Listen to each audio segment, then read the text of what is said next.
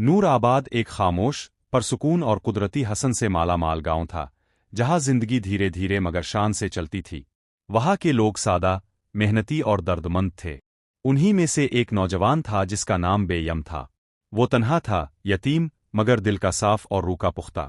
इसकी जिंदगी एक मामूल पर चल रही थी, मगर इसके दिल में हमेशा एक खला, एक तशनगी रहती थी, एक ऐसा सवाल जो दिन रात इसे बेचैन रखता था।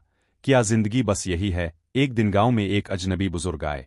सफेद दाढ़ी, नरमी भरी आंखें, कंधे पर पुराना सा थैला और हाथ में लकड़ी की छड़ी। उनकी आमद ने गांव की फजा में एक अजीब सी तब्दीली पैदा की। वो मस्जिद के सहन में आकर बैठे और गांव वालों को नरमी से सलाम किया। वो एक ऐसे मुसाफिर लगते थे जो जिस्म से नहीं, रूह से सफर पर था। बेयम ने उनसे पहली मुलाकात में ही कुछ ऐसा महसूस किया जैसे बरसों पुराना ताल्लुक हो। बुजुर्ग ने कहा, बेटा, जो सवाल तुम्हारे दिल में है, इसका जवाब सफर में छुपा है। बेयम की आंखों में चमक आ गई। यही वो लम्हा था जब इसने फैसला किया कि वो इस बुजुर्ग के साथ चलेगा, ना सिर्फ जिस्मानी सफर पर, बल्कि एक रूहानी तलाश के सफर पर भी। इस रात बेयम ने नानी अम्मा से इजाजत ली, जिनकी आंखों में आंसू और दिल में दुआ थी। अगली सुबह सूरज के साथ वो दोनों रवाना हुए, एक नया आगाज, एक अनजान राह और एक मुकद्दस मकसद के साथ। सफर का आगाज हुआ। पहाड़ों की बुलंदियों और वादियों की गहराइयों में चलते हुए वो दोनों एक पुराने रास्ते पर जा निकले जो शायद सदियों पुराना था। बेयम के लिए ये सब कुछ नया था। हर मोड़ पर वो कुदरत के नए रंग देखता, दरख्तों के दरमियान से छन कर आती रोशनी, परिंदों की आवाज़ें और हवा की सरगोशियां इसे वो कुछ सिखा रही थीं जो किताबों में नहीं मिलता। तीसरे दिन वो एक छोटे से गांव पहुंचे जिसका नाम था नेकीपुर। यहाँ के लोग भी मायूसी और बदएतिमादी में जकड़े हुए थे। कुनवा सूख चुका था, बच्चे बीमार और मर्द काम की तलाश में भटक रहे थे। बाबा हलीम ने गांव वालों से बातचीत की और कहा, पानी बाहर से नहीं आएगा, इसे अंदर से निकालना होगा। इस जुमले ने सबको चौंका दिया। बेयम ने बाबा जी से पूछा, क्या वाकई कुनवा फिर से पानी दे सकता है? बाबा जी ने सिर्फ मुस्करा कर कहा, यकीन से बढ़कर कोई पानी नहीं हो। अगले दिन वो दोनों गांव के नौजवानों के साथ मिलकर कुनवे की सफाई में लग गए। लोगों ने हंसी उड़ाई, मगर चंद दिनों में जब साफ पानी निकलने लगा, तो वही लोग उनके पीछे खड़े थे। बेयम ने इस लम्हे जिंदगी का पहला हकीकी सबक सीखा। अगर नीयत सच्ची हो और यकीन कायम हो, तो नामुमकिन भी मुमकिन हो जाता है। गांव वालों ने बाबा जी का शुक्रिया अदा किया और पहली बार एक छोटा सा मदरसा भी कायम हुआ, जहां बेयम ने बच्चों को पहला हर्फ सिखाया। नेकीपुर अब पहले जैसा ना रहा था। जाते वक्त एक बूढ़े ने बाबा जी के हाथ चूम कर कहा, अब रोशनी बनकर आए थे, अब हमें अंधेरे से डर नहीं लगता। बेयम की आंखों में नमी थी, मगर दिल में सुकून, जैसे इसके सवालों को एक खामोश मगर रोशन जवाब मिल गया हो। अंधेरी बस्ती की रोशनी नेकीपुर से रुखसत हुए तो सफर की राह बदल गई। अब जमीन हमवार ना थी और मौसम भी बदल चुका था। हर सौ धुंध छाई हुई थी, जैसे कुदरत भी किसी छुपे राज का पर्दा डाले हो। 3 दिन की मुसलसल मुसाफत के बाद वो एक गांव में दाखिल हुए जिसका नाम था अंधेरी बस्ती। नाम ही जैसे इसकी हालत की तर्जुमानी कर रहा था। गांव में रोशनी कम, चेहरे मायूस और दर ओ दीवार पर सन्नाटा तारी था।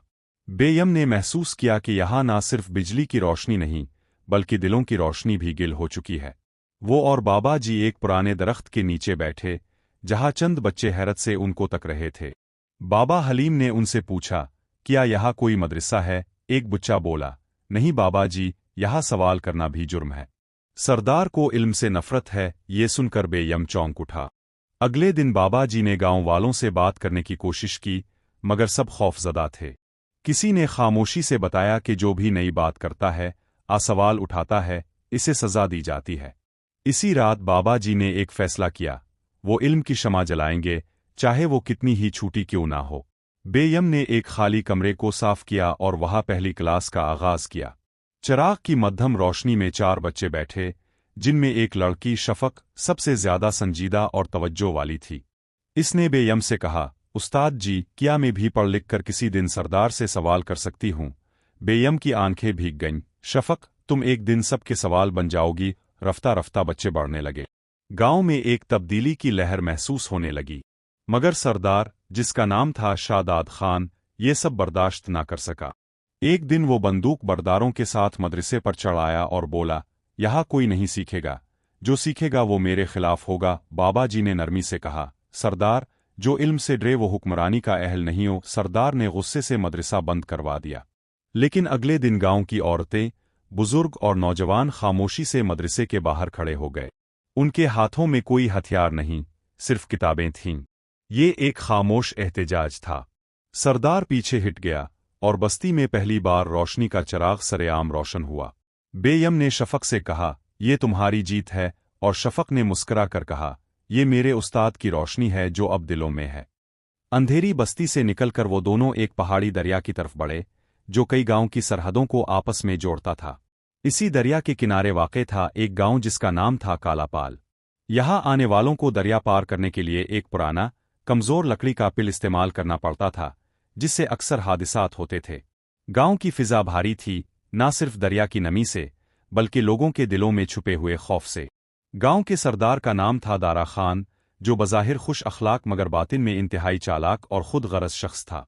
इसने बाबा जी और बेयम को बड़ी इज्जत से बुलाया, उन्हें खाने पर मदऊ किया और बोला, हम चाहते हैं आप यहाँ भी इल्म की रोशनी फैलाएं। बाबा जी ने सर हिलाकर कहा, रोशनी अगर नियत से हो तो ज़रूर फैलती है। अगले दिन जब मदरसा शुरू हुआ तो चंद बच्चों ने आना शुरू किया।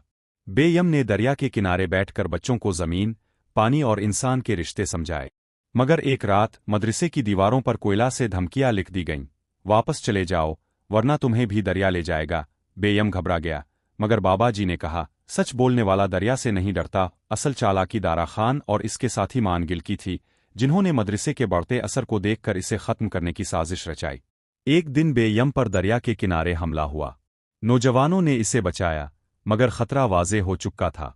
इस हमले के बाद बाबा जी ने दरिया के किनारे गांव वालों को जमा करके कहा, हम इस दरिया पर सिर्फ पिल नहीं, यकीन और इत्तेहाद की बुनियाद रखना चाहते हैं।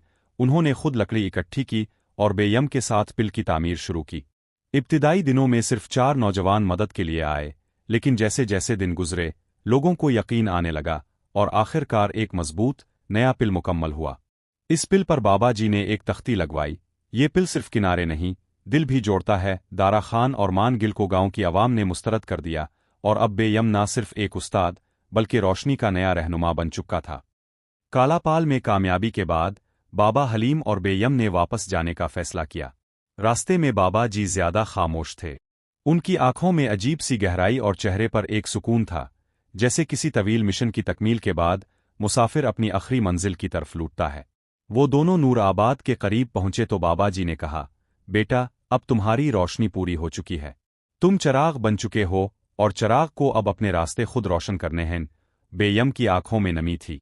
वो जानता था कुछ बदलने वाला है।